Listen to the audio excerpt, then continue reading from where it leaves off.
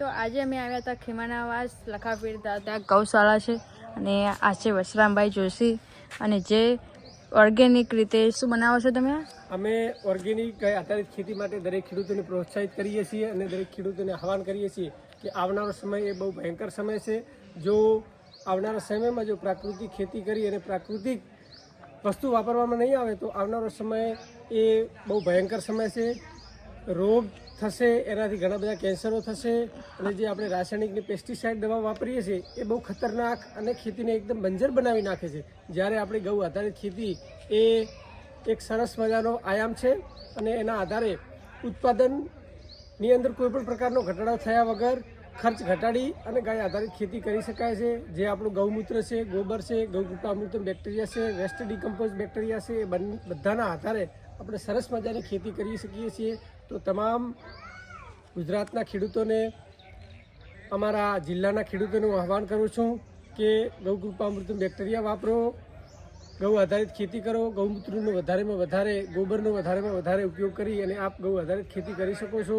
અને કંઈ પણ અમારા લાયક કામકાજ હોય તો અમારો સંપર્ક કરી શકો છો. અને આ લેવું હોય તો આવવાનું આ ખીમાણાવાસ લખાપીર ગૌશાળા ગમે ત્યારે વાવ થરાદ જિલ્લો, ગામ ખીમાણાવાસ, વસરામભાઈ જોશી મારું નામ છે. અહીં લખાપીર દાદા ગૌશાળા ગૌકૃપામૃતમ બેક્ટેરિયા મળી જશે અને આપ સંપર્ક કરી શકો છો. મળી જશે ગૌકૃપામૃતમ બેક્ટેરિયા. અને હા, તમે ખાતરો વાપરશો તેનાથી તમારી જમીન આકરી થશે અને ફળદ્રુપ વગરની બની જશે.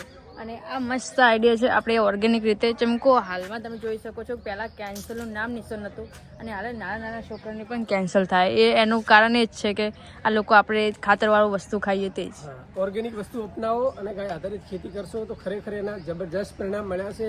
વધારેનું તો કંઈ નહીં, આપણા પૂરતું શાકભાજી કરી અને ગૌ આધારિત અપનાવો, ખરેખર એના પરિણામ મળે છે. અને અમે ડાયરેક્ટ ઉડાવ વાત નથી કરતા, અમે પોતે પરિણામ લીધેલા છે અને હાલ અમે પોતે કરીએ છીએ. બધાને એમ છે કે અમે ટ્રાય કરીએ છીએ, પણ તમે એકવાર ટ્રાય કરીને પછી જતું કરી દો છો. તમે બધું સ્ટેપ બાય કરો ને તો તમને પરિણામ મળે જ છે. અને હે ને તમે હાલ તમને એવું છે કે ખાતરોથી જલ્દી મળી જાય છે, પણ એવું નથી. પછી આગળ જતાં નુકસાન જ થાય છે અને એ દવાખાનામાં જ ખર્ચો જાય છે બધાનો. જો આવનારી પેઢીને આપણે સુરક્ષિત અને મજબૂત બનાવી છે, ભવિષ્ય મજબૂત બનાવવું છે, આપણા યુવા પેઢીને જો એક સશક્ત રાષ્ટ્ર બનાવવું છે તો એના માટે આપણે સારું ખાઈશું, સ્વસ્થ રહીશું તો જ આપણા દેશ માટે યુવાધન બચશે. અને એના માટે એક જ ઉપાય છે ઓર્ગેનિક ખેતી. અને ઓર્ગેનિક ખેતી કરી, ગૌ આધારિત ખેતી કરી અને આપ રાષ્ટ્રને અંદર આપ પણ એક હિસ્સો બની શકો છો. અને આ વસ્તુ આપણે ઘરે જ બનાવી શકીએ છીએ ને જાતે જ બનાવી શકીએ છીએ. અને નથી આમાં વધારે ખર્ચો થતો. ખાલી એક ગાય ઘરે હોવી જોઈએ.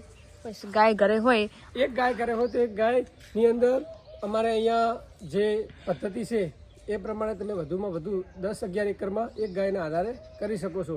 જે ગૌમૂત્ર છે, ગોબર છે, અને આપણા શાસ્ત્રમાં પણ કહ્યું છે ગૌમે વસ્તી લક્ષ્મી, એટલે ગાયના ગોબરની અંદર લક્ષ્મીનો વાસ છે અને ગૌમૂત્રની અંદર ગંગાજીનો વાસ છે. એ આપણા શાસ્ત્રો પણ એનું પ્રમાણ આપે છે. તો આપ સૌને મારી નમ્ર વિનંતી છે કે વધુમાં વધુ આપ ગૌ આધારિત ખેતી કરો અને એના આધારે ખરેખર આપને ખૂબ સારું પરિણામ મળ્યું છે, અમે મેળવ્યું છે. અને એની અંદર કોઈપણ પ્રકારના જીવાતો, એની બધી જ પદ્ધતિ અમારી જોડે છે. અમે તમામ ખેડૂતોની પદ્ધતિ શીખવાડવા માટે તૈયાર છીએ. તો ખીમાણાવાસ આવો અને આપ જે પણ કંઈ બેક્ટેરિયાની જરૂર એ લઈ જાઓ. ગાઈસ, તો આપણે આવ્યા હતા ભડવેલ અને અહીંયા આપણે વસરામભાઈ જોશી. અને આ શું છે?